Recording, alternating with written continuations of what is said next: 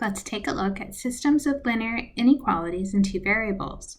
As a quick reminder, when we graphed linear inequalities in the past, we used a solid line to show a boundary of greater than or equal to or less than or equal to, and we used a dashed line to show the boundary for a strict inequality of greater than or less than.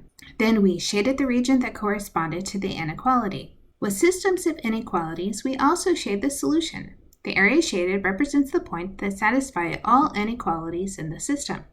Let's do a quick comparison. Say we are graphing y equals 2x plus 6 and y equals x plus 4. We would click our tool, go to the y-intercept for 2x plus 6, which is at 6, and we would go up 2 and over 1 to show the slope. Then we graph our second line, y equals x plus 4, by going to the y-intercept at 4 and going up 1 over 1 to use the slope. We could see the point of intersection, and that would be our only solution. As we move on to systems of linear inequalities, our first step is always to decide if we're using a solid or a dashed line as our boundary. With y less than 2x minus 1, I want to use a dashed line to show this is a strict inequality. We go to the y-intercept at -1, and then we use the slope that says up 2 and over 1.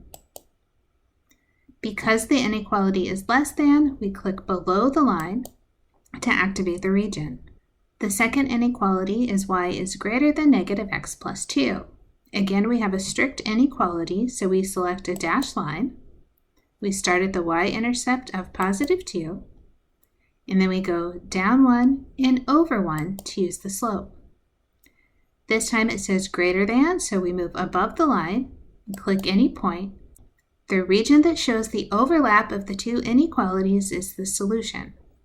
This example says y is less than or equal to 1/4 of x minus 1, and y is greater than -x plus 2. Starting with y less than or equal to 1/4 x minus 1, I want to start with a solid line as my boundary.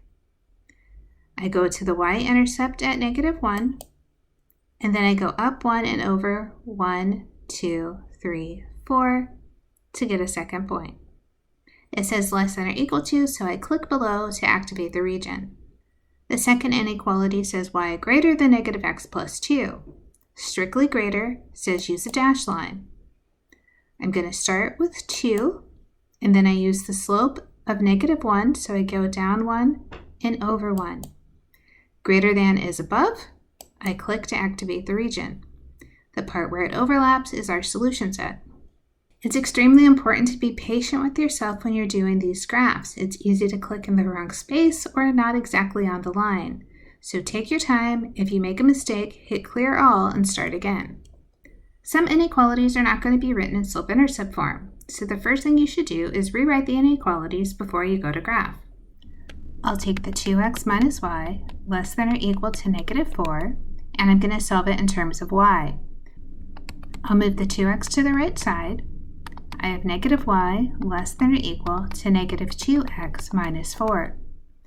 When I divide by -1, I need to remember to flip my inequality.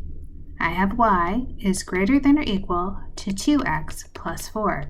My second inequality says -3x plus 4y is greater than or equal to -12.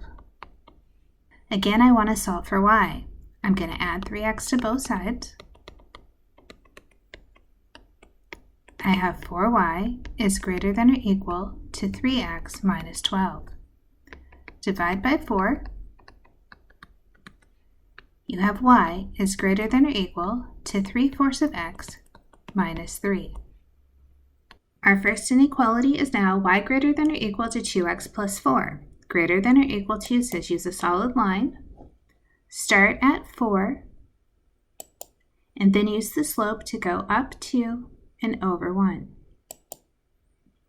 Greater than or equal to says shade above. The second inequality says y is greater than or equal to 3/4 of x minus 3. I'm starting at -3, so 1, 2, 3. This is also a solid line that we're selecting. And then my slope is 3/4, so I go up 1, 2, 3, and I go over 1, 2, 3, 4. Again, it says greater than or equal to, so I select above. This whole area that overlaps is the solution to the system of inequalities. Remember to take your time, be patient with the tool as you're using it, and to write everything in slope-intercept form before you graph.